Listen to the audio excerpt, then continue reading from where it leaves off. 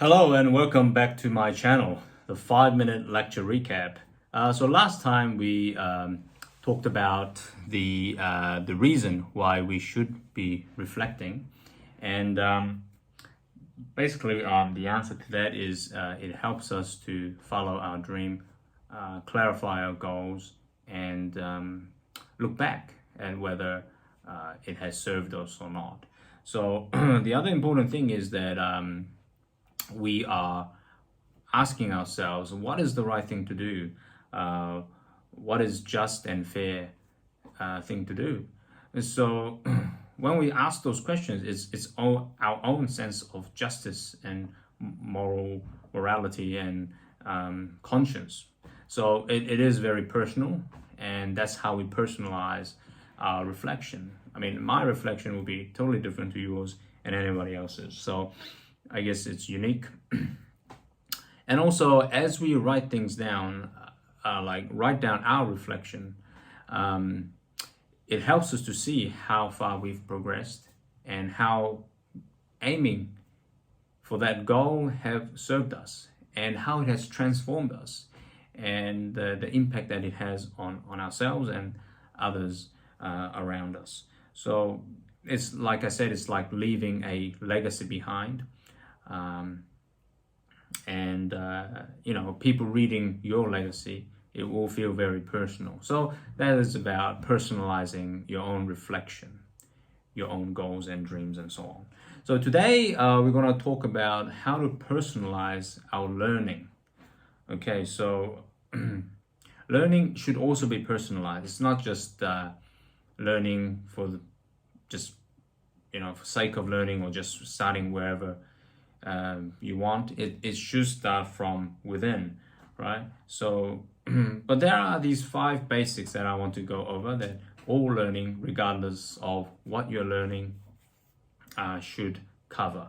So there are these similarities between younger learners, like in school classrooms, and adult learners. The first one is metacognition. So briefly mentioned that last time, but it's about stepping back and looking at how much you already know. So as adults have more of a knowledge base. It's about filling in those gaps. Whereas younger learners, they may not even have much of a knowledge base. So it can sometimes feel like we're just dumping knowledge and information to them. But it is important as a classroom teacher to ask these younger learners questions. So to find out they actually may know more than you think they do. Second is establishing habits and routines. So this is very obvious in classroom settings where these younger learners need predictability, need structured lessons for them to feel safe and know what's coming up next.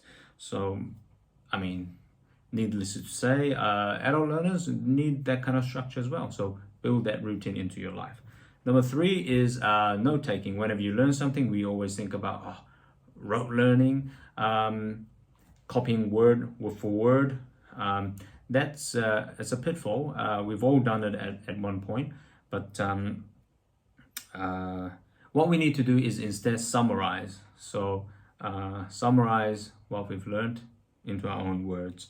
What we do as we note take is turning implicit knowledge into explicit knowledge. For example, students know implicitly what are the codes of behaviors expected in a classroom. But unless it's written down and put in the classroom wall as a classroom rules, they may not know. So that is making an implicit knowledge into explicit knowledge.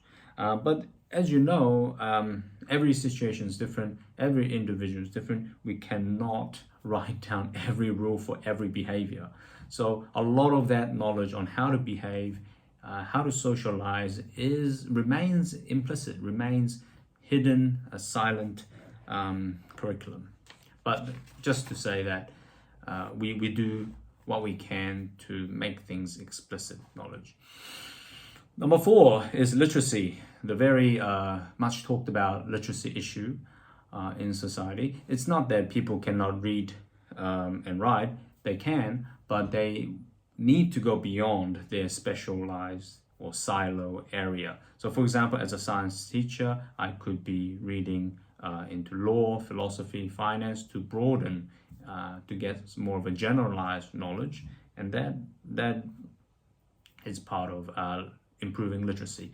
Number 5, the last one is study group and sharing. And in classroom settings, this is known as think, pair, and share.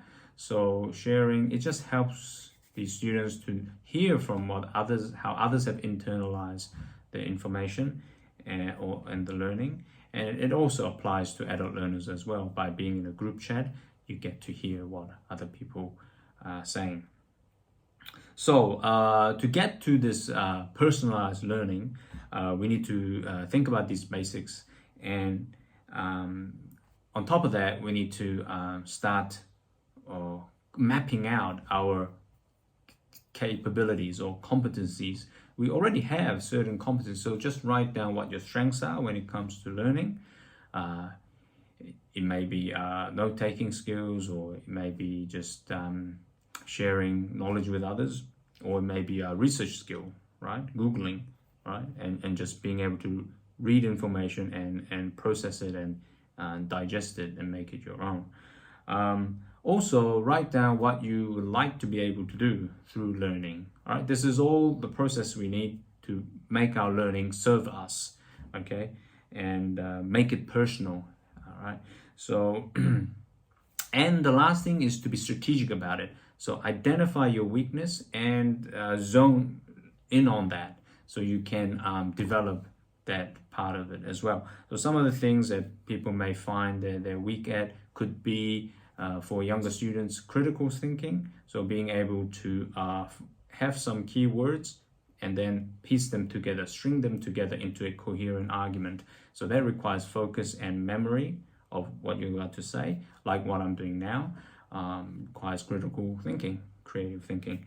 The other one would be personal capability, like the ability to relate to others when you're in a group setting and communicating. So just go through them, and if this is what you need to focus on, then make note of it. The other two capabilities that adult learners may look into is this idea of self-directed learning and taking action for your own learning. Could look like project-based work, where you set a deadline and a timeline of when you will achieve that learning. Okay, younger learners need a lot of guidance, but adult learners can definitely do that. And also ability to enjoy learning. So adult learners, because they choose to learn what they're learning, they're more independent, but they also need to set aside time for a break and relaxation. So all of these skills are needed to own your learning and to make it personalized. And so today's lecture was about how to do that, and tune in for more. Cheers.